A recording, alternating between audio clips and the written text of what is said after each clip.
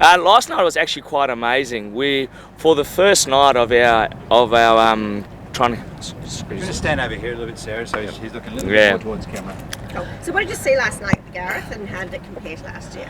Last night was actually amazing. I saw quite a bit more coral spawning last night for our first night than I did compared to last year's first night of our actual attempt to capture the spawning. So we saw mostly a few species of soft corals going off. It wasn't a lot, but it was a little bit more than what we saw last year. And what did they look like when they were going off? We had two different kinds. We had the ones that were smoking, so we had what we call your lobular leather corals, and they just kind of smoke and smolder, and we're assuming that's just the sperm from like a male side of the coral, but we're not too sure yet. And then we had the other soft corals, which were kind of really stubby, finger-like soft corals, almost like a thick spaghetti, and they had these little bundles of probably sperm and egg, or maybe we've been discussing between us if it's just the eggs, and those were just drifting up like a slow snowstorm going in the wrong direction. So you were actually snorkeling last night. Did you still get to see much of the spawning, or do you need to be diving?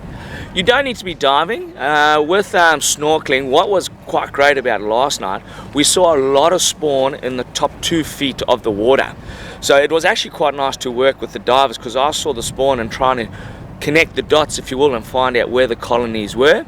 It does get a little bit challenging with the corals a bit deeper down, around the 5 meter mark to see it, but you can still see coral spawning in really shallow spots, yes. I'm expecting to see quite a bit more of the hard corals going off tonight. Stuart did see one colony start firing off last night, but they all looked kind of ready when we were just discussing these different shades of colors coming in them. And if we're looking at previous years, it's following quite a similar pattern where you're getting the soft corals going off on the first night or a little bit earlier, and then the hard corals following. So hopefully tonight, and signs are looking really great to see a nice hard coral spawning event going off tonight. And how does it, what you're saying there, coral spawning, how does that make you feel about the future of the reef? One, it makes me very privileged because of this unique ecosystem that the Great Barrier Reef is.